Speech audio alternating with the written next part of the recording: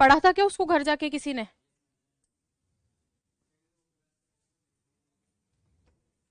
समझ रही हूँ सब, तुम्हारी नीयत नहीं है पढ़ने का। आज पहले ही ले लेते हैं, ग्रीन बैकग्राउंड चाहिए ना? तुम्हें तो क्या ही फर्क पड़ रहा है। उफ, कौन सा ग्रीन है ये? ठीक है, ये सही आ रहा है ना? चलो निकालो एक बारी। वर्ब हमने कंप्लीट की है। क्या कंप्लीट की है? वर्ब। याद है क्या जितना बताया है कुछ वर्ब के बारे में? दो चार बात बता दो ताकि संतुष्टि मिल जाए। वर्ब वर्ब होती है। वर्ब क्या होती है? वर्ब होती है। कितने टाइप की होती है? दो टाइप की होती है। कौन कौन सी होती है? Helping verb, main verb. Helping verb की फर्दर कैटेगरीज थी कितनी? दो। कौन कौन सी? मॉडल और हेल्पिंग। हेल्पिंग में कौन कौन सी पढ़ी थी? दो तीन पढ़ी थी। कौन कौन सी? Has, have, is, am, are, was, were और डू, डज।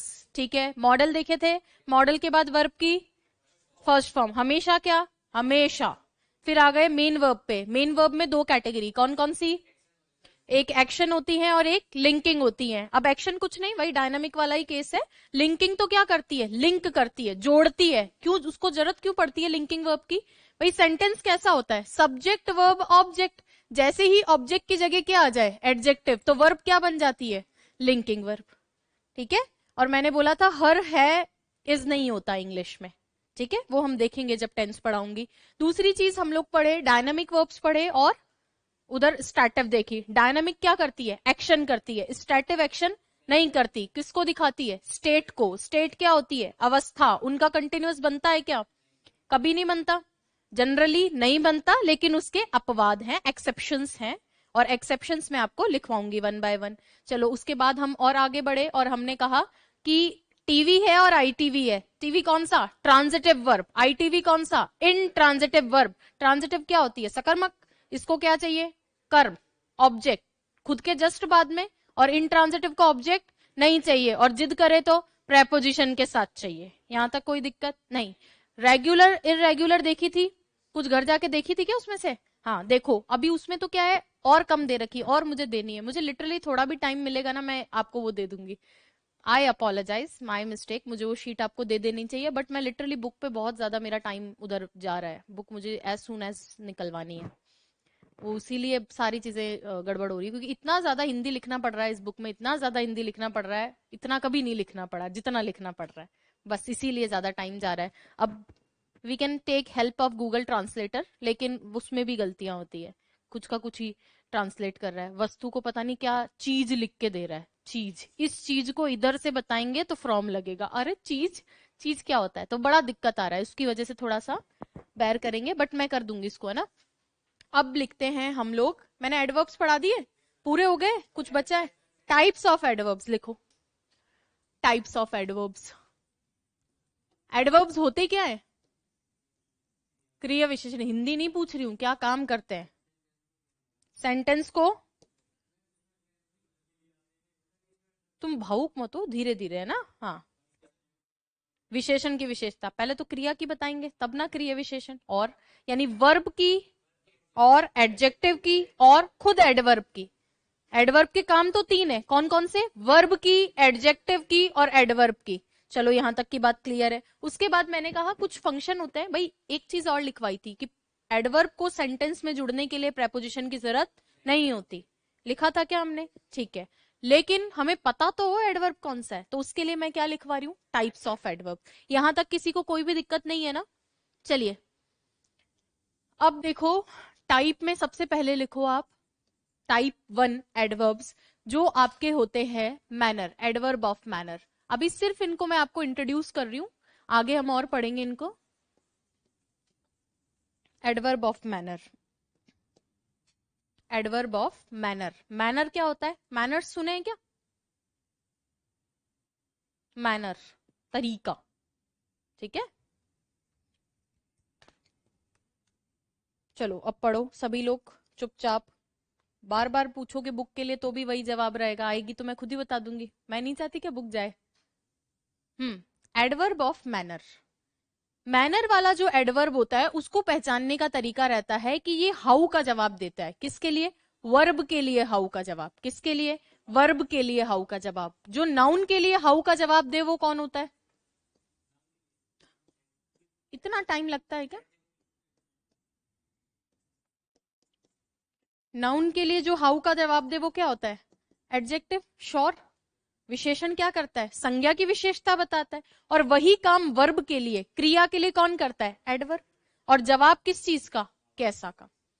ठीक है क्या? ये क्या होते हैं? एडवर्ब ऑफ मैनर होते हैं। जैसे हमने बोला वो डांस करती है, वो डांस करती है, वो डांस करती है, कैसा? अच्छा। तो ये क्या है? एडवर्ब ऑफ मैनर है। क्लियर है क्या? चलो लिखो इसको। बस इतना ही लिख के छोड़ देना आप, क्योंकि इसको डिटेल में अपने को आगे पढ़ना पड़ेगा। एडवर्ब की पोजीशन वगैरह बस छोटा छोटा मैं आपको कुछ लिखवा रही हूँ, उसको लिखते जाओ।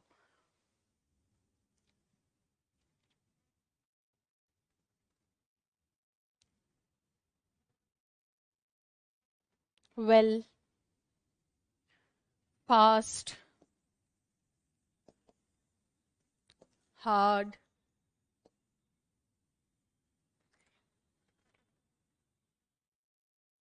पार्टिसिपल एक बारी फिर से बता दीजिए। पार्टिसिपल कल पढ़ाया था ना, अभी बता देंगे, है ना? अभी क्या थोड़ा सा रिदम सेट किया है, थोड़ा लिखना शुरू करते हैं, बीच में बताना आगे क्लास के लास्ट में वापस बता दूंगी पार्टिसिपल। और लोड नहीं लेना पार्टिसिपल का अभी से ही। प्रैक्टिस करवाऊंगी उनकी, है ना, आगे। अभी कुछ भी नहीं हुआ है, ये मान के चलो। चलिए अब लिखो सेकंड एडवर्ब ऑफ मैनर के बाद लिखो क्या? एडवर्ब ऑफ प्लेस लिख लो। Adverb of place.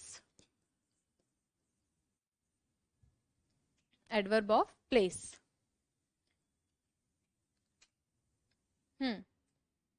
Adverb of place, इसके बारे में देखो। एडवर्ब ऑफ प्लेस किसका जवाब देंगे?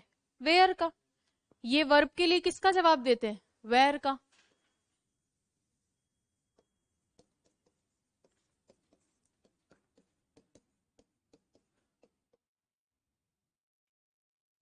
जैसे ही बोलते ना I will go there, I will go to there बोलते हैं या आई विल गो देयर बोलते हैं? Go there. प्रेपोजिशन की जरूरत नहीं होती। कम हियर, इधर आओ। यहां, वहां। ठीक है।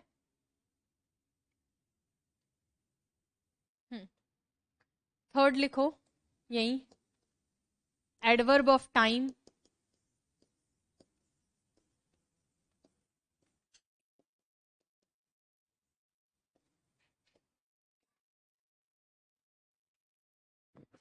ये पूरा यहां नहीं पढ़ेंगे, है ना?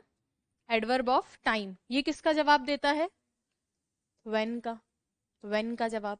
बस यहां आपको एक दो चीज ध्यान में रखनी है। एक तो वही एडवर्ब का काम क्या होता है सेंटेंस में? तीन लोगों के लिए। किस किस के लिए? खुद वर्ब के लिए, एडजेक्टिव के लिए और एडवर्ब के लिए। और दूसरी चीज ये ध्यान रखोगे एडवर्ब को जुड़ने के लिए प्रेपोजिशन नहीं चाहिए होता है, बस। ठीक है। चलो टाइम वाले कौन से बताते हैं? Then, now. व्हेन जो आप बोल रहे हो ना, व्हेन कंजंक्शन होता है। Just, yesterday, today, tomorrow. ठीक है, लिख लो फटाफट से। मुझे आज क्या है, आपको सेंटेंसेस पढ़ाने हैं। सेंटेंसेस भी बच रहे हैं ना अपने? टाइप्स ऑफ सेंटेंसेस अभी नहीं बताया ना? टाइप्स ऑफ सेंटेंसेस पढ़ के सीधा स्विच कर जाएंगे हम लोग टेंस पे। ठीक है, आगे बढ़ू। एक और लिख लो, एडवर्ब ऑफ सेंटेंस। उनको एम्फेसिस वाले भी बोलते हैं। इसको स्विच करूं मैं? लिख लो ये भी, एडवर्ब ऑफ सेंटेंस। ये वाक्य में कुछ नहीं करते हैं, वाक्य में एम्फेसिस करते हैं, वाक्य में जोर देने का काम करते हैं। वाक्य में जोर देने का काम।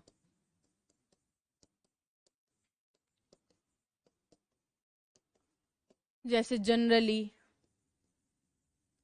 नॉर्मली, यूजुअली, इस तरीके से।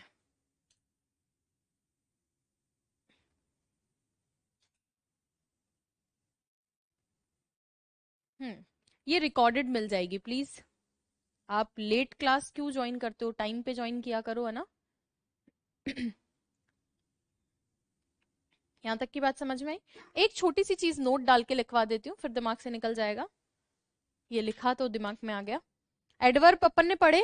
एडवर्ब क्या होते हैं? तीन चीजों के लिए, वर्ब, एडजेक्टिव, एडवर्ब। प्रेपोजिशन के साथ नहीं आते हैं, सेंटेंस में अलग अलग काम करते हैं। कहाँ जा रहे हो, कब जा रहे हो, या जोड़ देना है वाक्य में, या फिर वर्ब के बारे में और एक्स्ट्रा बात बतानी है, तो ये कौन करता है? एडवर्ब करता है। जैसे नाउन के बारे में एक्स्ट्रा बात कौन बताता है?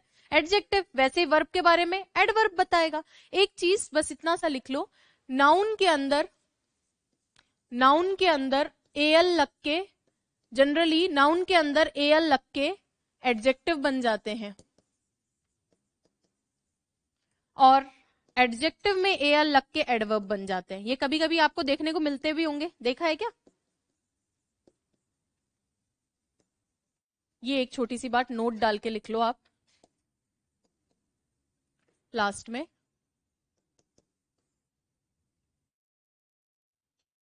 ये देखें क्या, एग्जाम्पल लिखूं तब समझ जाओगे। कल्चर का पार्ट्स ऑफ स्पीच बताओ। Culture,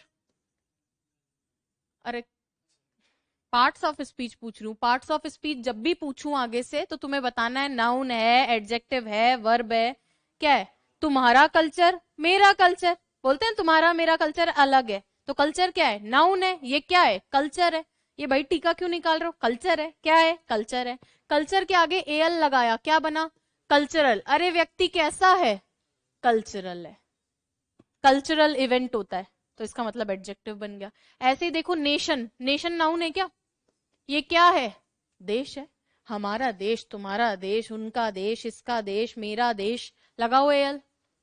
national. अब हर जगह मत लगाना, है ना, हर जगह ही कहीं एल लगा के। ये अंग्रेजों के नियम है, कहीं लगा देते हैं और कहीं नहीं लगाते। लेकिन एडजेक्टिव के बाद एल लगाओगे तो एडवर्ब बनेगा। जैसे ब्यूटीफुल, कल मैंने एक सेंटेंस लिखा था, उसमें ब्यूटीफुली लिखा था क्या? She sings beautifully. ब्यूटीफुल के साथ एल लगाओ, क्या बना? ब्यूटीफुली। कैसा गाती है? ब्यूटीफुली गाती है। ब्यूटीफुली। ऐसे देखो, मैंने अभी लिखा था नॉर्मल, यूजुअल लिखा था ना। नॉर्मल क्या है? एडजेक्टिव है क्या नॉर्मल? अरे ये लड़का कैसा है? नॉर्मल है। ये क्वेश्चन कैसा है? नॉर्मल है। टफ नहीं है। कैसा है? नॉर्मल है। उसमें लगाओ एल। नॉर्मली, प्रेजेंट सिंपल में पढ़ के आते हैं ना, नॉर्मली एडवर्ब होता है प्रेजेंट सिंपल की। ऐसे ही देखो, यूजुअल, यूजुअल, यूजुअल मतलब जो आमतौर पे होने वाला, ठीक है। और यूजुअली। अब देखो, ऊपर हमने बनाया था नेशनल,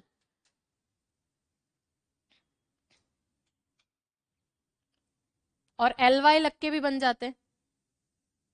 सॉरी, यहां एल वाई लिखना है, वेट अ सेकेंड। इसमें भी यहां पे एल वाई लिखो।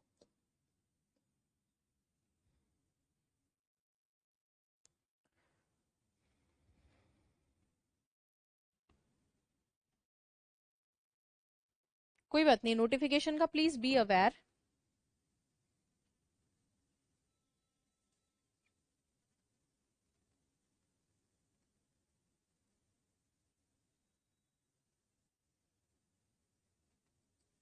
चलो अब देखो, ऊपर वाले में एल है और नीचे वाले में एल वाई है, इतना सा लिख लेना। अब आपसे कोई ना जुड़वाएगा, बस ये होता है तो मैंने आपको लिखवा दिया अलग से। ठीक है क्या? ध्यान रखोगे? इससे ये बन जाता है, इससे ये बन जाता है।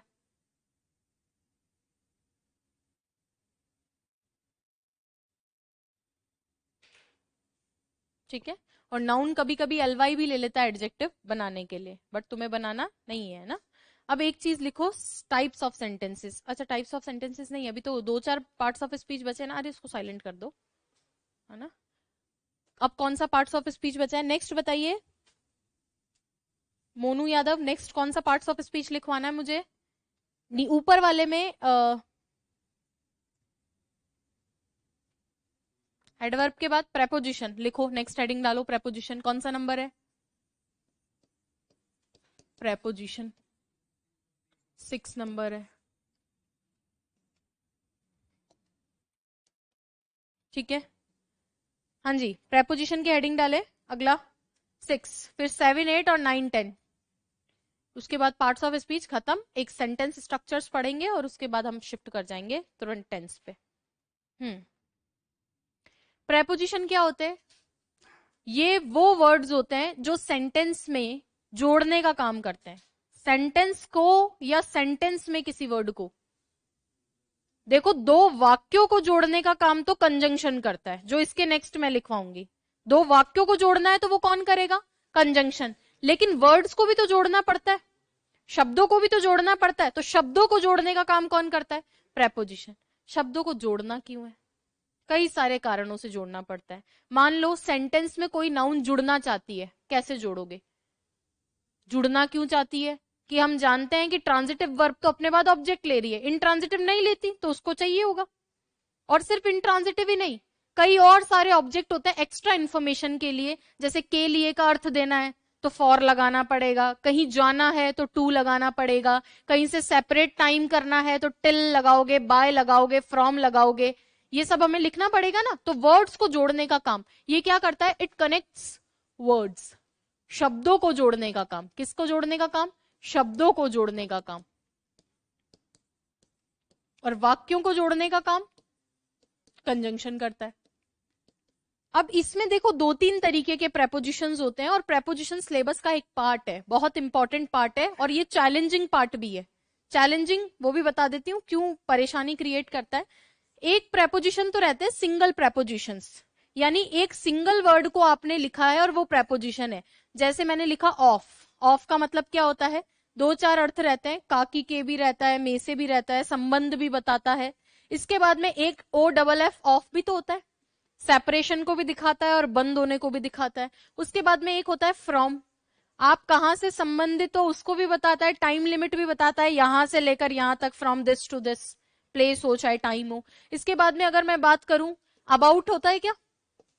होता है, किस बारे में बात हो रही है। इसके बाद में आप जानते हो बिटवीन होता है, अलोंग होता है, कई सारे प्रेपोजिशन है, अंडर, ऑन, बहुत सारे प्रेपोजिशन। तो ये सारे प्रेपोजिशन हमको देखने हैं। डिक्शनरी लगभग 80 प्रेपोजिशन लिख के देती है, कैम्ब्रिज कितने? 80। मैं कह रही हूँ उससे भी ज्यादा है, वो तो बेचारी लिख के दे रही है, उतना टेबल बना के देती है कैम्ब्रिज डिक्शनरी की, इतने सारे प्रेपोजिशन है, सिर्फ टेबल बना के उसने तो वर्ड लिख दिए। अब आपको डिटेल में उसके बारे में पढ़ना होता है, तो अपनी बुक्स में यहाँ पे रखा हुआ है, सेम आपकी बुक में भी वो मैं डलवाऊंगी, बस उसको थोड़ा हिंदी करके कि हिंदी में भी चीजें जाए उसमें। बाकी ये सारे प्रेपोजिशन हम पढ़ेंगे, 80 पढ़ेंगे, लेकिन पता नहीं चलेगा, वरना तो बहुत डिटेल में नहीं पढ़ेंगे, लेकिन हर एक प्रेपोजिशन का अर्थ तो कम से कम पता होना चाहिए, इस्तेमाल कहाँ करना है वो तो पता होना चाहिए ना। पता नहीं चलेगा। लगभग प्रेपोजिशन ही सबसे बड़ा टॉपिक रहता है जिसमें 10 से 12 दिन की क्लासेस लग जाती हैं, 10 से 12 दिन की। बाकी सारे टॉपिक छोटे रहते हैं, इतने बड़े नहीं रहते, टेंस और प्रेपोजिशन, ठीक है। ये पहले टाइप के जो सिंगल वर्ड वाले होते हैं, क्या? Single word. और दूसरे होते हैं सेकंड, डबल वर्ड बोल दूं या फिर प्रेपोजिशनल फ्रेजेस बोलाते हैं उनको, क्या बोलते हैं? प्रेपोजिशनल फ्रेजेस, दो दो शब्द मिलके, क्या? दो दो शब्द मिलके। जैसे एक्सेप्ट खुद प्रेपोजिशन है, लेकिन एक्सेप्ट फॉर का भी इस्तेमाल होता है, और पूछा हुआ है आरएस एग्जाम में, पूछा हुआ है 2021 में, एक्सेप्ट फॉर। आगे और अगर हम बढ़ेंगे तो हम जानते हैं कि जैसे ही अगर मैं लिखूंगी इंस्टेड, तो इंस्टेड के साथ में क्या आता है? ऑफ आता है। ऐसे ही अगर मैं आगे लिखूंगी तो इंस्पाइट होता है, इंस्पाइट के साथ में क्या आता है? ऑफ आता है। तो कुछ जो प्रेपोजिशंस होते हैं ना, वो अकेले नहीं रह सकते। क्या नहीं रह सकते? अकेले। उनको ही क्या बोलते हैं? Prepositional phrases, in spite, of. ये दूसरे टाइप के। तीसरे होते हैं फिक्स्ड प्रेपोजिशन, जो सबसे ज्यादा समस्या है। कौन से? Fixed preposition. समस्या इसलिए है कि जहां भी आदमी को दिमाग लगाना होता है वहां पे जोर आने लगती है। अरे आती है क्या? चलो इसको अगले पेज पे ही लिख दूंगी, इतना नोट करो पहले। लाइव क्लास है, बिल्कुल लाइव क्लास चल रही है, पढ़ो, रेगुलर पढ़ो लाइव क्लास में। हाँ, अभी लिखवाते हैं, प्रेपोजिशन, कंजंक्शन, इंटरजेक्शन, तीनों लिखवाती हूँ। आपका नाम क्या है? मोनो है, मनु है?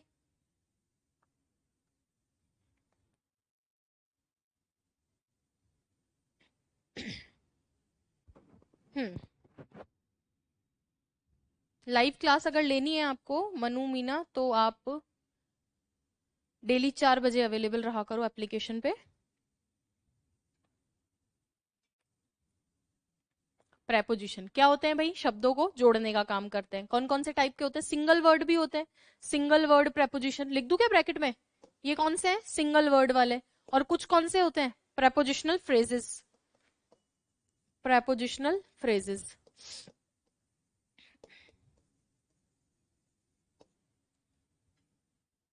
कुछ होते हैं फिक्स्ड प्रेपोजिशन।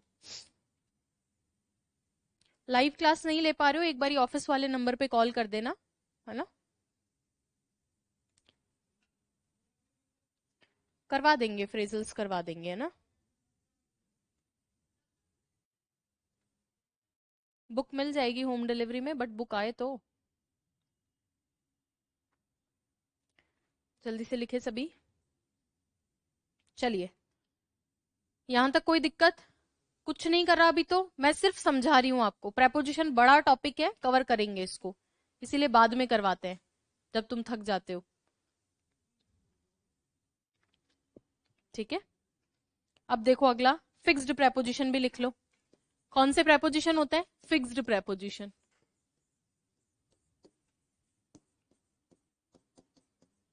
फिक्स्ड प्रेपोजिशन ये क्या होते हैं भाई? फिक्स्ड प्रेपोजिशन फिक्स होते हैं। अरे फिक्स्ड प्रेपोजिशन क्या होते हैं? फिक्स होते हैं, मतलब उनको तो याद ही करना पड़ता है।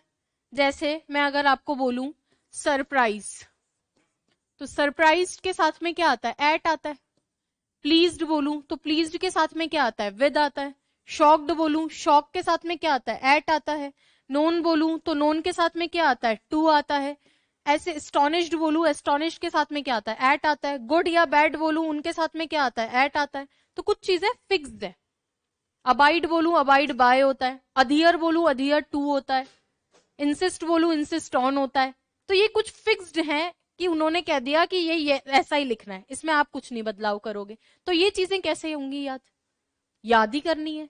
अब इसमें क्या है? दो तरीका है, या तो इनको 2-3 बार पढ़ लो। तुम्हें ऐसा तो है नहीं कि खड़े होके यहाँ पढ़ाना है कि तुम्हें याद हो। पहली चीज तो 2-3 बार पढ़ोगे, 4 ऑप्शन देखोगे, आदमी के कहीं ना कहीं साइकोलॉजिकल माइंड में ये चीजें सेट रहती है कि यार ये पढ़ा था, टिक लग जाता है। या तरीका है कि बस सुबह शाम ले लो, वो 2 पेज की फाइल है और गाओ उसको, खूब तैयार कर लो, अगले बैच में क्या पता आपको मौका मिल जाए, है ना। तो दोनों में से जो आपको अच्छा लगे उस तरीके को अपनाना है, कुल मिला के करना याद ही है, और कोई इलाज नहीं है।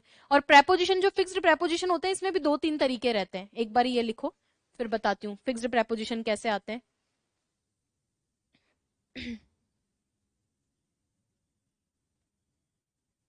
एग्री ऑन भी लेता है, एग्री विद भी लेता है, एग्री टू भी लेता है। फ्रेजल वर्ब है तीनों, और तीनों का अर्थ अलग अलग होता है। तो इसमें बड़े लफड़े हैं प्रेपोजिशन में। जैसे एग्री वर्ड है ना, 3 लेता है, ऑन भी लेता है, टू भी लेता है, विद भी लेता है। Agree to proposal, agree with person, agree on किसी मैटर पे सामूहिक रूप से सहमत होना, फ्रेजल वर्ब है। तीनों अर्थ है। समझ में आया क्या? हम्म। चलिए, ये बात समझ में आई। देखो बाकी प्रेपोजिशन इजीली हो जाएंगे, बाकी प्रेपोजिशन सिर्फ 3 दिन के हैं, फिक्स्ड प्रेपोजिशन थोड़ा टाइम लगेगा। अब फिक्स्ड प्रेपोजिशन में भी कैसे कैसे रटने होते हैं।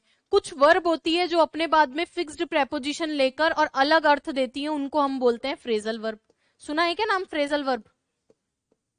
ये क्या करती हैं? कुछ क्रियाएं होती है। फ्रेजल वर्ब कुछ नहीं है, कुछ वर्ब्स हैं जो अपने बाद में क्या लेती हैं? प्रेपोजिशन, और एक अलग अर्थ देती हैं। जैसे टेक मतलब तो लेना होता है ना, लेकिन टेक केयर ऑफ, साथ में ऑफ लेकर किसी का देखभाल करना। ठीक है, ऐसे ही मान लो लुक आफ्टर है, तो लुक का मतलब तो देखना होता है, लेकिन लुक आफ्टर का मतलब देखभाल करना होता है। ऐसे टेक आफ्टर है, टेक का मतलब तो लेना होता है, लेकिन टेक आफ्टर का मतलब रिजेंबल करना, किसी के जैसा दिखना। जैसे I take after my mother, इसका मतलब मैं कैसी दिखती हूँ? अपनी मम्मी जैसी दिखती हूँ। तो वो क्रियाएं जो दूसरा प्रेपोजिशन लेके अपना अर्थ बदल दे, वो क्या कहलाती हैं? Phrasal verb. ऐसे ही कुछ एडजेक्टिव हैं जो भी हमने लिखे, ये एडजेक्टिव्स हैं, ये अपने बाद में फिक्स्ड प्रेपोजिशन ले लेते हैं। क्लियर है क्या? कुछ नाउन तो वो हमें एक साथ ही लिखना होगा। चलो लिखो। जैसे नाउन अगर मैं बोलूं फॉन्डनेस, नाउन है, फॉन्डनेस फॉर लेता है, लेकिन वही फॉन्डनेस एडजेक्टिव बनता है फॉन्ड, फॉन्ड ऑफ लेता है। I am fond of T, इसका मतलब मैं चाय की शौकीन हूं. आई हैव फॉन्डनेस फॉर, मैं रखती हूं फॉन्डनेस फॉर टी. चेंज हो जाता है. लिखो. तो ज्यादा परेशान नहीं होना है ना, करवा देंगे. फ्रेजल वर्ब तभी करवा सकती हूँ जब प्रेपोजिशन आए. प्रेपोजिशन नहीं आएंगे तो फ्रेजल वर्ब क्या आएगी? तो फ्रेजल्स जस्ट आफ्टर प्रेपोजिशन हो सकते हैं. तुम्हारी मर्जी है. लिखने का तो कुछ है नहीं एज सच, बट समझाया है मैंने तो कि ये हम कितना डेप्थ में पढ़ेंगे इसको, प्रेपोजिशन को. ठीक है. मैं याद रखूंगी ना, तुम तो क्यों इतना लोड ले रहे हो अपने दिमाग पे. चलो, क्या कंप्लीट किया है अभी हम लोगों ने? प्रेपोजिशन. एडवर्ब हो गई, प्रेपोजिशन हो गया. अरे कंप्लीट इतना जल्दी कंप्लीट नहीं होंगे ये सब, लेकिन at least parts of speech chapter तो खत्म हो, है ना. चलिए, अगला क्या है? नंबर कौन सा देना है? 7. लिखो. कंजंक्शन. लग तो नहीं रहा है. इसलिए नहीं लग रहा क्योंकि अभी टाइप्स ऑफ सेंटेंसेस भी तो पढ़ाने हैं आपको, तो टाइम तो लगेगा ना. ये तो हो ही जाएंगे, और मेरे हिसाब से टाइप्स ऑफ सेंटेंसेस स्टार्ट हो जाएंगे. तो बेसिक टेंस का कल शुरू हो जाएगा आपका. वीडियो से जो पढ़ाना होता है वो पढ़ा दूंगी कल. बुक की पीडीएफ प्रिंट नहीं हो रही है.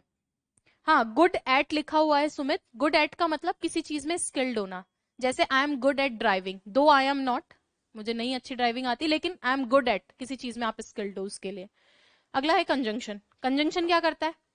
जोड़ता है. किसको? वाक्यों को. सेंटेंसेस को जोड़ने का काम करता है. सेंटेंसेस को या फ्रेजेस को, या तो सेंटेंसेस को या फ्रेजेस को जोड़ने का काम करता है. ये फ्रेजेस क्या होती है?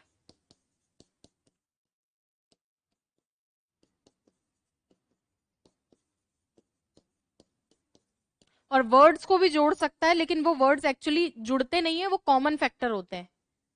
वो कॉमन फैक्टर होते हैं. जैसे कुछ जो कंजंक्शन होते हैं वो कॉमन फैक्टर अलाउ करते हैं. क्या करते हैं? Common factor. अरे मैथ्स में कॉमन फैक्टर होता है ना, अभी एग्जाम्पल लिख के बताऊंगी, है ना. तो कई बार शब्द जुड़ते हैं तो तुम कहोगे मैम आपने तो बोला था कि कंजंक्शन दो वाक्यों को जोड़ते हैं. ठीक है, तो चाहो तो इधर लिख दो वर्ड्स को भी जोड़ते हैं, लेकिन वो ऐसा क्यों हो पाता है? क्योंकि कॉमन फैक्टर हो जाता है.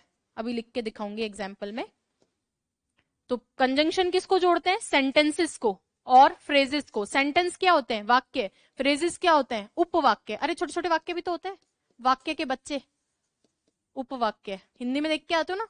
डिपेंडेंट, आश्रित वाक्य, अनाश्रित वाक्य. डिपेंडेंट होते हैं, इंडिपेंडेंट होते हैं. ठीक है, वो उस तरीके के कंजंक्शंस. अब जैसे मैंने बोला वर्ड्स को कैसे जोड़ते हैं, तो एक दो एग्जाम्पल लिखे कंजंक्शंस के. आपने ये देखा है क्या? एंड, बट देखा है क्या? और देखा है क्या? येट देखा है क्या?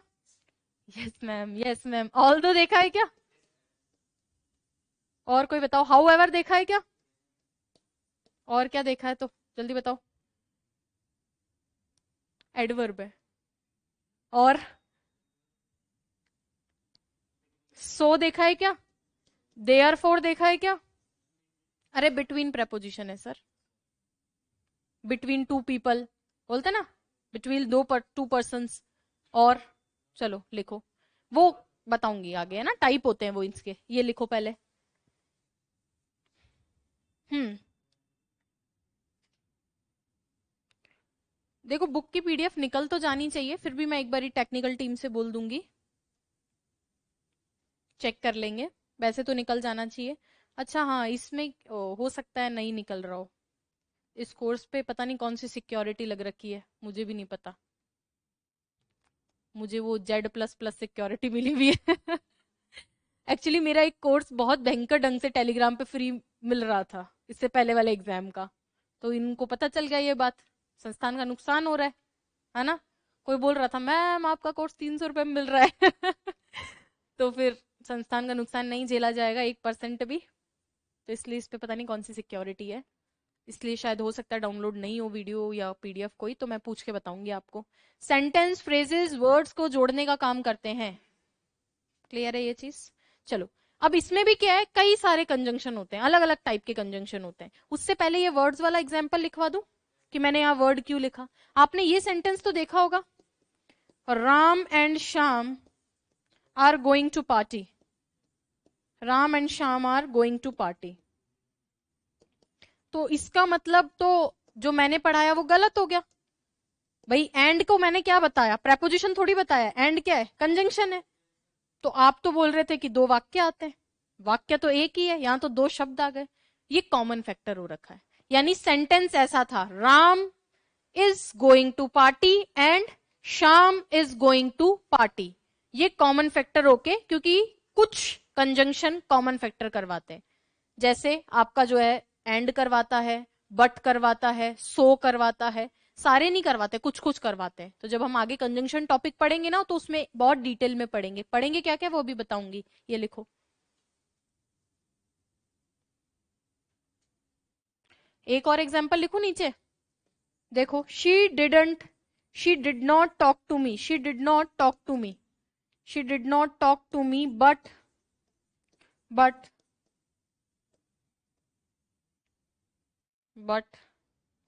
Helped me, but helped me. तो यहां पे होना तो क्या चाहिए था, she did not talk to me but she helped me, ये होना चाहिए था ना। लेकिन शी क्या हो गया, कॉमन फैक्टर हो गया। जैसे मैथ्स में कॉमन ले लेते हैं ना, ये लोग भी ले लेते हैं कॉमन।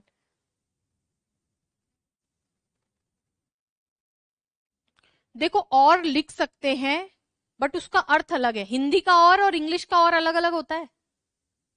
आप यहाँ एंड की जगह अगर और लिख दोगे ना इंग्लिश का, तो उसका मीनिंग कुछ और होगा। इस और का मतलब होता है या तो शाम को ले जाओ या राम को ले जाओ। और इसका ये और है हिंदी वाला। तो थोड़ा हिंदी इंग्लिश से सावधान रहे।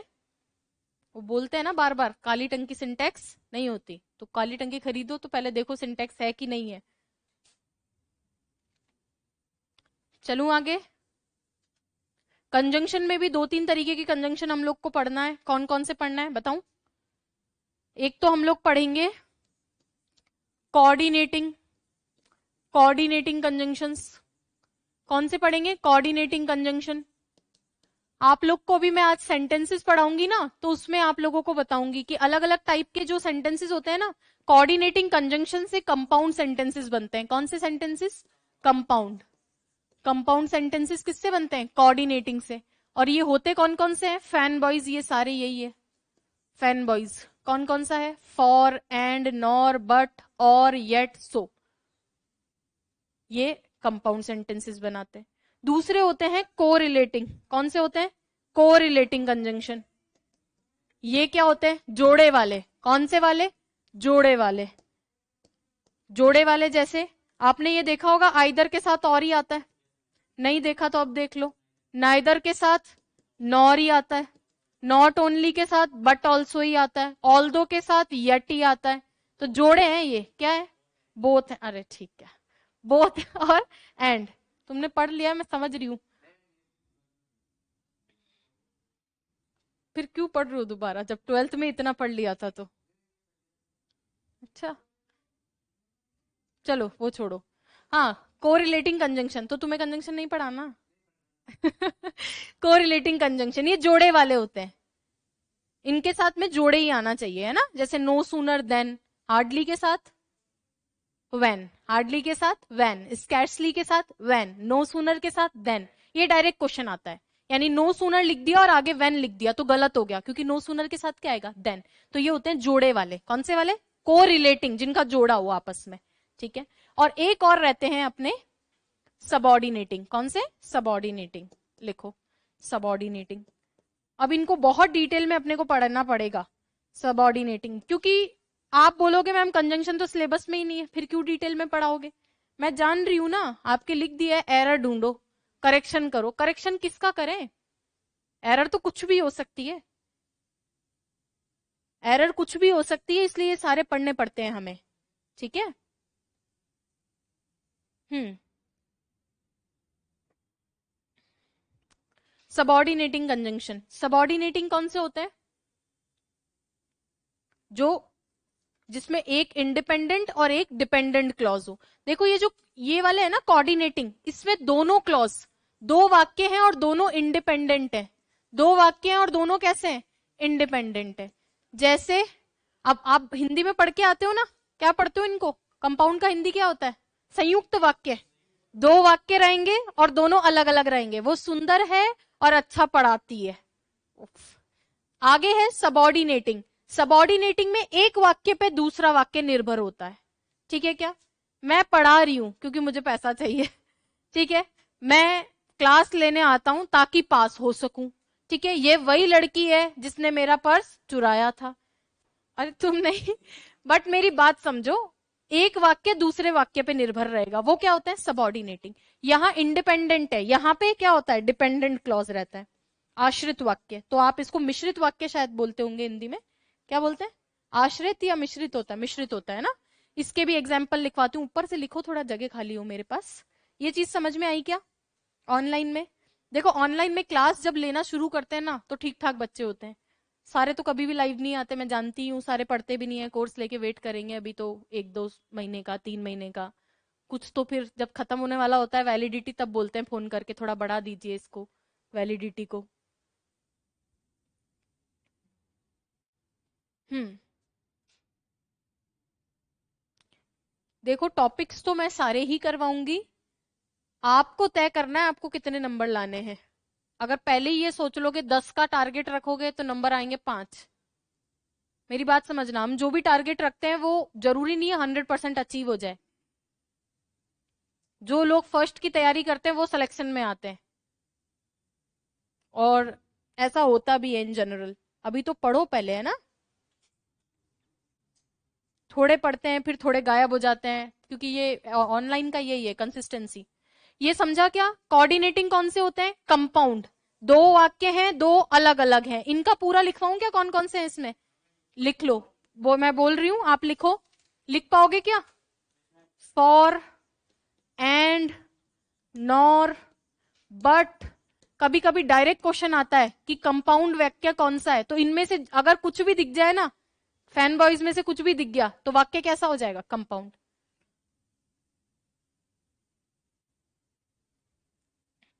आप बस पढ़ते जाओ, नंबर नंबर की चिंता बाद में जब टेस्ट लगने लगेंगे, है ना।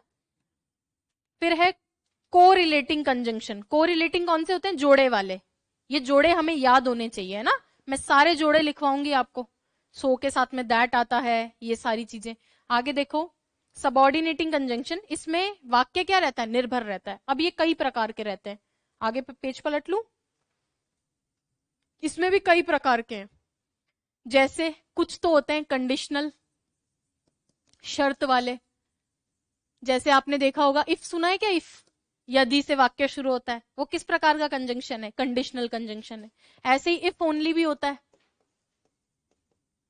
ठीक है, वो भी काश। If only I were president, काश मैं प्रेसिडेंट होती। ये कंडीशनल वाले हैं जिनमें शर्त हो।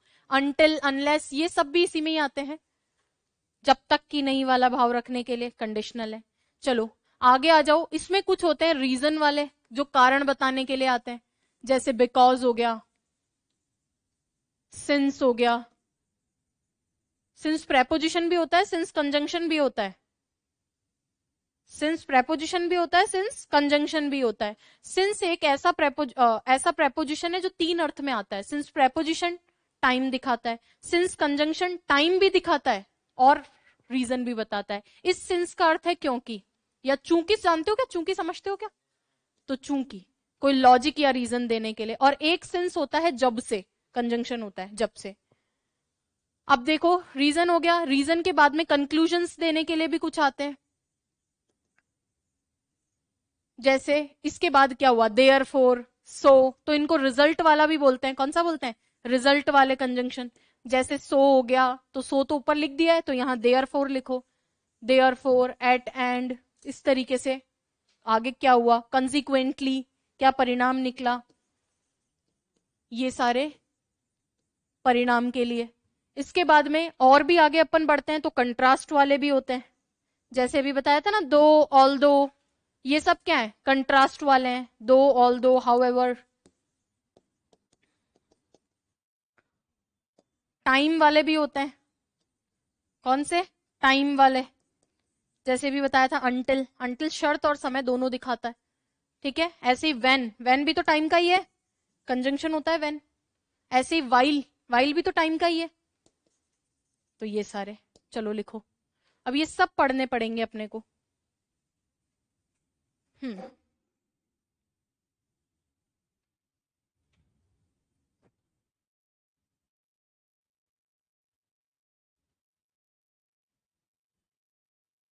चलो रेगुलर क्लास लो, ये मेरा अश्योरेंस है, सिलेबस कैसे करवाना है, क्वेश्चंस कैसे करवाना है, लिव इट, बस वो आपका टेंशन नहीं है, वो मेरे से छोड़ दो मेरे पे।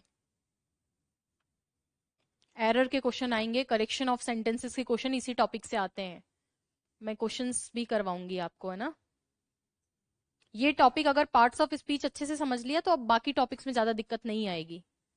दिक्कत वहीं आएगी जहां मैं तुम्हें कहूंगी तुम खुद याद करो, और तुमसे वो हो नहीं पाएगा।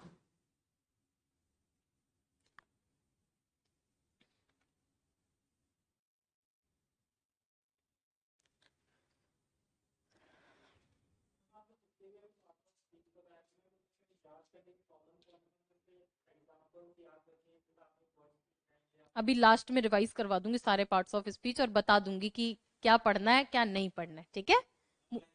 सब कुछ सिखा देंगे, सब कुछ। देखो एप्लीकेशन पार्ट आप खुद सोचो प्रैक्टिकली, हम नाउन को कहाँ अप्लाई करेंगे, सब्जेक्ट ऑब्जेक्ट, और टेंस अभी पढ़ाया ही नहीं है। वर्ब को कहाँ लगाएंगे, टेंस में ही लगाएंगे। अभी तो हमने सिर्फ उनका इंट्रोडक्शन पार्ट देखा है, और इंट्रोडक्शन नहीं देखते सीधा टेंस पढ़ाती तो तुम बोलते ये कहाँ से आ गया राम, ये सीता कहाँ से आई है, ये आपने इस क्यों लिख दिया, आर क्यों लिख दिया। इसीलिए आपको मैं पूरी कोशिश की है 5-6 दिन लेके बेस रेडी किया जाए, कोई वर्ड आपके लिए नया ना हो, है ना। हाउ एवर किस में लिखना है, कंट्रास्ट वाले में लिखना है हाउ एवर, हालांकि बोलते हैं ना,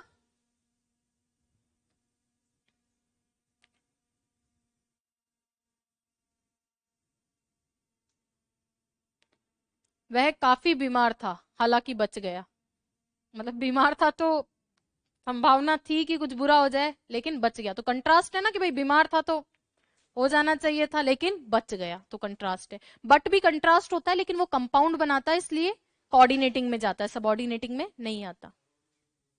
सबऑर्डिनेट का एग्जांपल लिख लेते हैं, इनमें से किसी का भी बना देती हूँ, है ना, लिखो।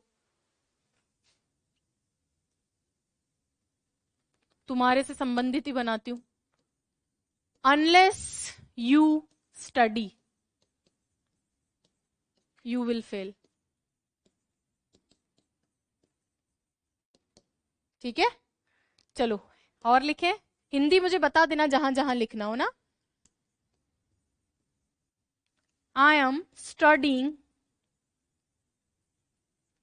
Because my exam is next month, my exam is in the next month.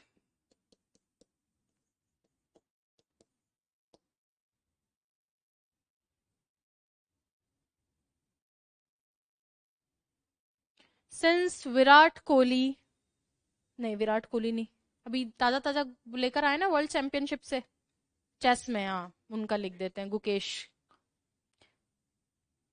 Since Gukesh won the world chess championship, government announced to give him, कुछ पैसा दे दे, to give him, कितने रुपए दे बताओ, 1 करोड़ रुपीस। नहीं नहीं वो तो शायद वेव कर दिया टैक्स, तो टैक्स वेव कर दिया है ना मिनिस्ट्री ने, मेरे हिसाब से शायद वेव कर दिया है।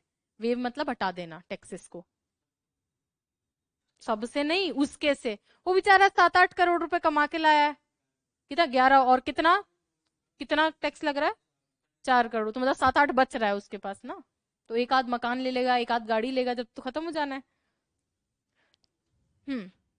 चलिए, ऑल्दो का हिंदी अर्थ है यद्यपि, ऑल्दो का हिंदी अर्थ है यद्यपि, ये दोनों ही कंट्रास्ट दिखाते हैं, लेकिन मैं आपको बताऊंगी इन दोनों में क्या डिफरेंस है। इसका मतलब यद्यपि और इसका मतलब हालांकि, आपके लिए तो दोनों ही सेम है, हिंदी में समझ आए तो इंग्लिश में कर पाओगे ना इतना। अभी तो यद्यपि और हालांकि का डिफरेंस ही नहीं पता होगा, पता है क्या, नहीं पता ना, तो इनका डिफरेंस होता है कुछ, मैं समझाऊंगी आपको।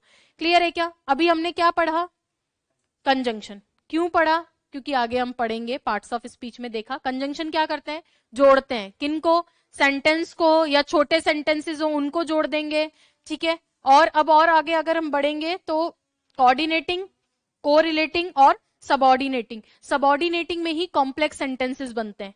कॉम्प्लेक्स सेंटेंसेस जो बनते हैं ना, हु से, हुम से, दैट से, व्हाट से, वो सब किस में बनते हैं, इसी में। 3 तरह के सेंटेंस होते हैं, simple sentence, coordinating, simple sentence, complex, compound. तो कंपाउंड तो किसके अंदर बनते हैं? कोऑर्डिनेटिंग में। और जो कॉम्प्लेक्स सेंटेंस होते हैं वो किस में बनते हैं? सबऑर्डिनेटिंग में। ठीक है क्या? ध्यान रखेंगे इस चीज का। चलो अब आगे आ जाओ। अब कोई बचा है? एक पार्ट्स ऑफ स्पीच बचा है, इंटरजेक्शन। लिखिए।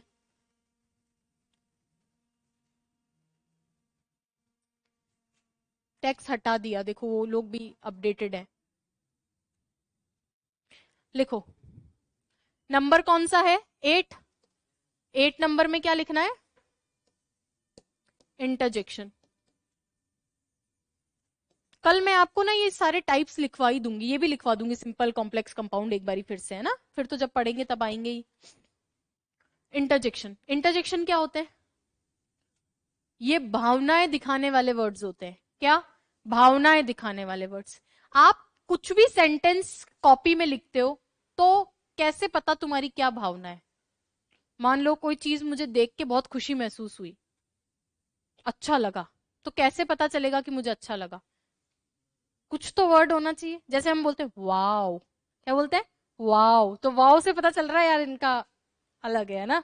ये समझे? तो इंग्लिश में कुछ शब्द होते हैं जो क्या एक्सप्रेस करते हैं? फीलिंग्स। उन्हीं को क्या बोलते हैं? इंटरजेक्शन। पूरी इंग्लिश में इनफॉर्मल में ही ये ज्यादातर यूज में आते हैं, वैसे डायरेक्टली ग्रामर में पार्ट में यूज नहीं आते, एक्सेप्ट वन टॉपिक। कौन सा? Direct indirect. डायरेक्ट इनडायरेक्ट में आपको इंटरजेक्शंस देते हैं और कन्वर्ट करवाते हैं, और एक ट्रांसफॉर्मेशन नाम का टॉपिक होता है, उसमें एक्सक्लेमेटरी सेंटेंसेस आते हैं, वहां पे भी ये काम करते हैं। क्या? इंटरजेक्शंस। तो जैसे वाओ, वाओ क्या दिखाता है? पहले लिख तो दे, ये कौन से वर्ड्स हैं? Words that express emotions. अच्छा, हिंदी में लिखूं क्या? इमोशंस या फीलिंग्स। कुछ तो इंग्लिश में भी लिख लो, और फिर भी हिंदी चाहते हो तो बोल देती हूँ। शब्द जो भावनाएं दिखाते हैं, वे शब्द जो भावनाएं दिखाते हैं।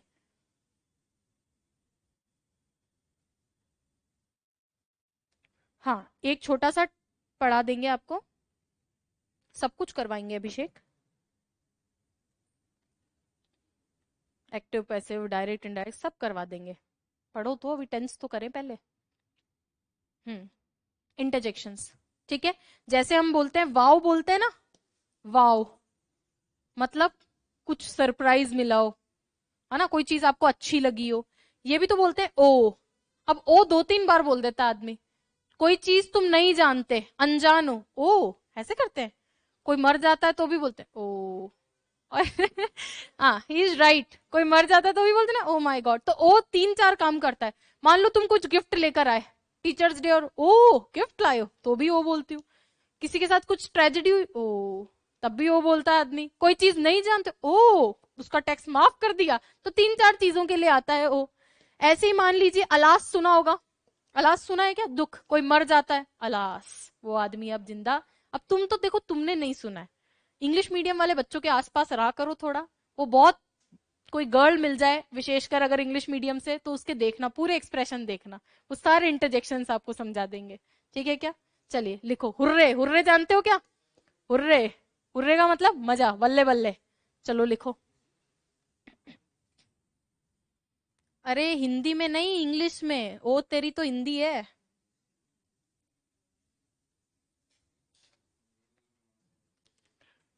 हाँ, गर्ल्स ज्यादा बोलती हैं। बिल्कुल गर्ल्स ही बोलती हैं, उनको ही आ रहा है ना, इसीलिए वही बोलती है। तुमको आ ही नहीं रहा है। सही है ना?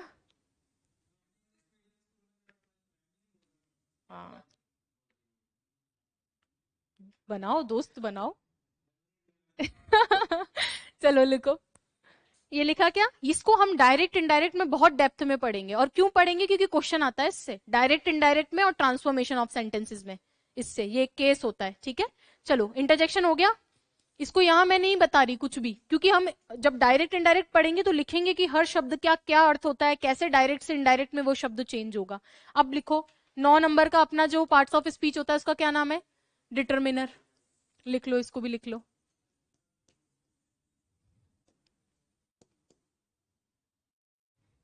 हम्म।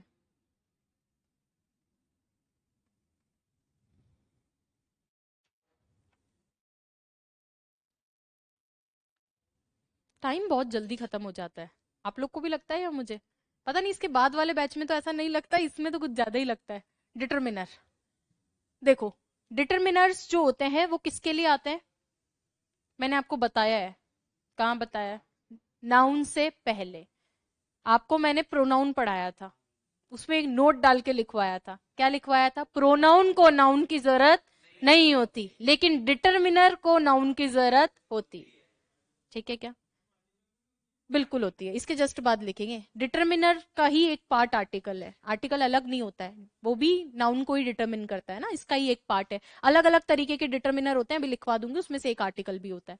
चलिए, डिटरमिनर क्या करता है? नाउन को डिटरमिन करता है। नाउन को डिटरमिन करता है, और डिटरमिन नहीं समझ में आता ना तो लिख लो नाउन के बारे में बताता है। नाउन के बारे में बताता है। नाउन के बारे में बताता है। और क्या बताता है? अरे बहुत कुछ बता देता है। कौन सी नाउन है, कितनी नाउन है। डिटरमिनर्स यही तो होते हैं। कौन सी नाउन है, इंगित करना समझते हो कि इंडिकेट करना? तो नाउन के बारे में ज्ञान देता है। नाउन की विशेषता नहीं बता रहा। विशेषता कौन बताता है? एडजेक्टिव। विशेषता को छोड़कर नाउन के बारे में जानकारी, जैसे मान लो तुम सब नाउन्स हो, तुम ज्यादा हो, कम हो, कितने हो, वो सब कौन बताता है? Determiner.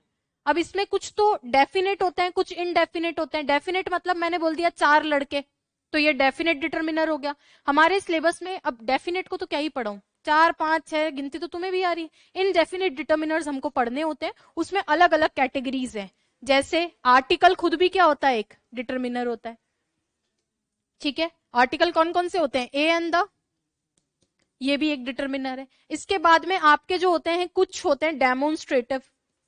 Demonstrative determiner. Demonstrative determiner. Demonstrative क्या करते हैं? प्रदर्शन करते हैं कि कौन सा है।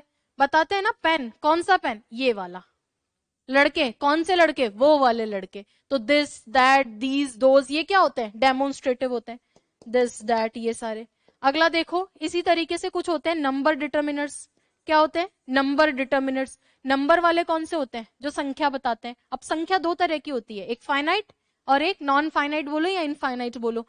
नंबर 2 3 4 तो वो तो जान ही रहे हैं कि आगे बोल दिया 4 लड़के, 4 क्लासरूम्स, कुछ भी। लेकिन जो नॉन फाइनाइट होते हैं, जैसे लड़के, कुछ लड़के, सम, लड़के, ज्यादा लड़के, मैनी, अ लॉट ऑफ, तो ये सारे क्या है? नंबर डिटरमिनर्स हैं। फ्यू, ये सुने हैं ना। उसके बाद में आते हैं कुछ आपके जो है, इनको अपन क्वांटिटी डिटरमिनर्स। क्वांटिटी वाले, जिनको गिन सकते हैं वो नंबर बन जाते हैं, और जिनको नहीं गिन सकते वो क्वांटिटी बन जाते हैं, मात्रा। मात्रा तो इनमें कौन से आते हैं? जैसे लिटिल हो गया, सम दोनों में आता है, मच, फ्यू ऊपर चला गया, लिटिल नीचे आएगा। ये सारे जो काउंटेबल के साथ आते हैं वो नंबर होते हैं, और जो अनकाउंटेबल के साथ आते हैं वो क्वांटिटी। क्वालिटी नहीं है, क्योंकि क्वालिटी कौन बताता है? एडजेक्टिव। लिखो डिटरमिनर।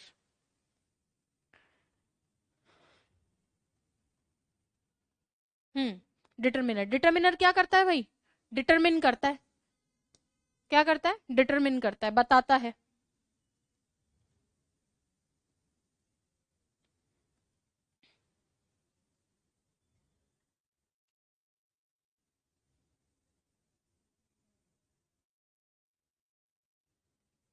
अब कल की क्लास बहुत इंपॉर्टेंट है, टाइप्स ऑफ सेंटेंसेस पढ़ाऊंगी, उसके बाद टेंस हम परसों से स्टार्ट कर देंगे।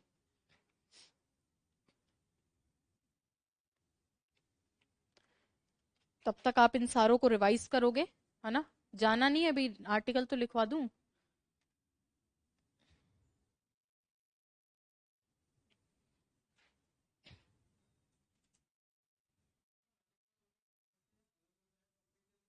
सॉरी, आर्टिकल टेंस से? अरे नहीं नहीं नहीं, आप डिटरमिनर बोलना चाह रहे हैं, टेंस पहले वो क्लियर करें। आपका क्वेश्चन, आप टेंस ने आपने टेंस बोला ना, तो आप क्या कह रहे हो? आर्टिकल टेंस से अलग है क्या? बिल्कुल अलग है, वो तो अलग है। आप ये बोलते ना मैम डिटरमिनर आर्टिकल से अलग, तो मैं शायद सोचती, है ना। टेंस तो आपको बताता है कि कोई भी काम किस समय पे हुआ है। Tense is all about time. Tense क्या है? समय है। कोई भी काम हुआ वो कब हुआ। और आर्टिकल बताता है कि जो भी नाउन है वो कितनी है, एक है, निश्चित है, अनिश्चित है, सिंगल है, वो सब कौन बताता है? आर्टिकल बताता है। ठीक है। नंबर वाला दोबारा बताऊं, देखो डिटर्मिनर के टाइप लिखे हैं, आर्टिकल भी होते हैं, डिटर्मिनर का ही टाइप है। डेमोन्स्ट्रेटिव प्रदर्शन करते हैं, कौन सा है, दिस है, दैट है, दीज है, दोज है। नंबर भी होते हैं, नंबर वाले के अंदर कौन से होते हैं, some, many, a lot of, few, मतलब कुछ लड़के। नंबर में दो हैं, एक नंबर तो वो होते हैं जो फाइनाइट नंबर है, 1 2 3 4 5, वो बताने की जरूरत नहीं है। एक टेबल, दो टेबल, तीन टेबल, इसको क्या बताना, आपके क्या है, इनफाइनाइट, जिनके बारे में आपको पता नहीं है। कुछ हैं, ज्यादा हैं, बहुत ज्यादा हैं, कैसे हैं, वो नंबर, गिनती जिनकी कर सके, काउंटेबल, गिनती जिनकी कर सके। और नीचे कौन से होते हैं, अनकाउंटेबल, जिनकी गिनती नहीं हो सके। अब ये काउंटेबल अनकाउंटेबल भी ये मत सोचना मैंने नहीं पढ़ाया, नाउन एडवांस में पढ़ाती हूँ ये पार्ट। क्वांटिटी, लिटिल, थोड़ा, अब इसको गिन थोड़ी सकते हो, अरे मैं कह रही हूँ फ्रिज में थोड़ा दूध रखा है, गिन सकते हो कि एक दूध, दो दूध, नहीं, चलो तो ये। इसके बाद सम, नहीं, ये दोनों में आता है। दूसरा मच, मच भी अनकाउंटेबल के साथ आता है, ये ध्यान रखेंगे। अब आगे बढ़ो, क्या लिखवाना है मुझे, आर्टिकल लिखो जल्दी से।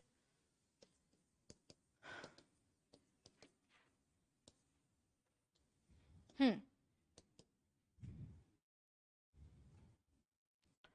आर्टिकल, आर्टिकल कितने तरह के, तीन, एक ए, एक एन, एक द। ध्यान रखना, काउंटेबल, सिंगुलर, काउंटेबल, सिंगुलर और कॉन्सोनेंट साउंड के लिए, किसके लिए, कॉन्सोनेंट साउंड। अभी डिटेल में पढ़ेंगे इसको, इसीलिए सिर्फ इतना ही लिखवा रही हूं। ये होता है काउंटेबल, इनका भी हिंदी लिखूं क्या, सिंगुलर और वॉवल, वॉवल साउंड के लिए, ठीक है क्या। द, ये काउंटेबल अनकाउंटेबल दोनों के लिए आ सकता है, दोनों के लिए आ सकता है, सिंगुलर प्लूरल दोनों के लिए आ सकता है। बट इसकी शर्त बस ये है कि चीज कैसी होनी चाहिए, डेफिनेट, चीज कैसी होनी चाहिए, डेफिनेट। एक ही शर्त है बेचारे की, कुछ भी ले आओ, बस चीज कैसी होनी चाहिए, डेफिनेट। इसीलिए इन दोनों का अर्थ तो होता है कोई एक, कोई एक, और इसका अर्थ होता है वही। वॉवल साउंड का मतलब हिंदी में क्या बोलते हैं, स्वर, स्वर sound, A I E O U, और अदर देन दैट साउंड लिखा है मैंने, साउंड। आर्टिकल की पहचान साउंड से, वर्ड से, लेटर्स से नहीं होती है ना, ये चीज है। एक आध एग्जाम्पल भी लिख दूं, कुछ पूछना है यहां पे ना, हाँ, द के लिए, मतलब द का ये नियम है कि द कहता है कि चाहे काउंटेबल हो चाहे अनकाउंटेबल हो, चाहे सिंगुलर हो चाहे प्लूरल हो, मुझे उससे कोई फर्क नहीं है। जैसे इनको फर्क पड़ता है, ये प्लूरल नहीं लेते, ये अनकाउंटेबल नहीं लेते, लेकिन ये कहता है तुम कुछ भी ले आओ, बट ध्यान रखना डेफिनेट, निश्चित होना चाहिए, माल कोई सा भी हो लेकिन निश्चित हो, ठीक है। बस इतना सा नियम है द का। चलो एग्जाम्पल भी लिख दूं इसके कुछ, इसको बहुत डिटेल में पढ़ेंगे अपन आर्टिकल्स को।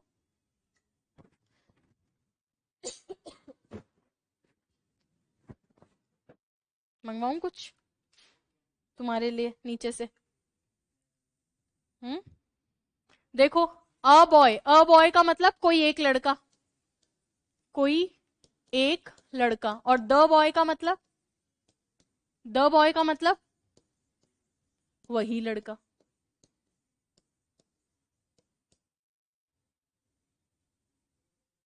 I like the boy in red shirt, लड़का कौन सा लड़का, वही।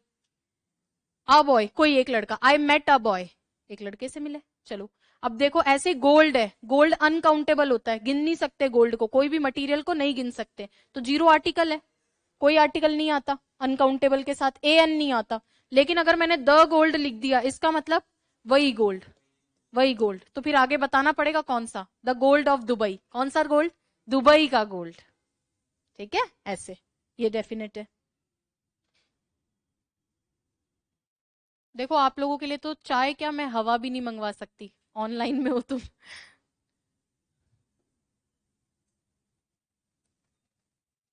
हाँ, आर्टिकल को वीडियो क्या किसी से भी बता देंगे, बस तुम्हें समझ में आना चाहिए, ठीक है। अपने पास हर तरह का इलाज है हर समस्या का, अगर वो इंग्लिश से संबंधित है तो। जैसे वीडियो से पढ़ा दें, मैजिकल टेबल से पढ़ा दें, प्रैक्टिस शीट से पढ़ा दें, सारे एक्सपेरिमेंट कर रखे हैं। हम्म। हाँ, अब आ जाओ, 1 मिनट। देखो अब मेरी बात ध्यान से सुनना। पार्ट्स ऑफ स्पीच अपन ने कवर किया है, पूरा पार्ट्स ऑफ स्पीच अपन ने पढ़ लिया है। जो अपना नेक्स्ट टॉपिक होगा वो क्या होगा? Types of sentences. वो नेक्स्ट टॉपिक रहेगा, सेकंड टॉपिक। ठीक है, चाहो तो इंडेक्स मेंटेन कर लेना ताकि भविष्य में आपको दिक्कत नहीं हो। पार्ट्स ऑफ स्पीच में आपको क्या क्या पढ़ना है? आपको नाउन की पहचान आनी चाहिए। आपको पता है मैं बीच बीच में पूछती रहती हूँ नाउन है कि नहीं है, और नाउन की पहचान क्यों आनी चाहिए? क्योंकि सब्जेक्ट ऑब्जेक्ट लिखने पड़ेंगे, और सब्जेक्ट ऑब्जेक्ट तभी लिख पाओगे जब नाउन पहचान पाओगे। सेम प्रोनाउन वाली टेबल आपको याद होनी चाहिए।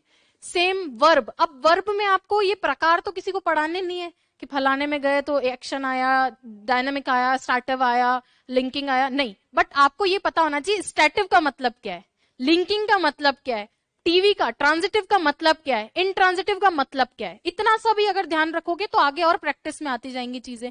उसके बाद में आगे बढ़ी, मैं कभी बोलूं एडवर्ब तो तुम्हें ये चीजें, तुम्हारे लिए ऐसा नहीं हो कि यार ये क्या बोल दिया, एडवर्ब क्या होता है, अनजान नहीं हो तुमसे चीजें। ठीक है, प्रेपोजिशन बोलूं तो शब्दों से परिचित रहो, कंजंक्शन बोलूं तो शब्दों से परिचित रहो, इतनी समझ होनी चाहिए। बाकी तो अभी शुरुआत है ना, स्टार्ट ही हुआ है अभी, तो इसमें बहुत सारी चीजें अपने को चलनी है। कल अपना नेक्स्ट टॉपिक स्टार्ट होगा जो कौन सा है?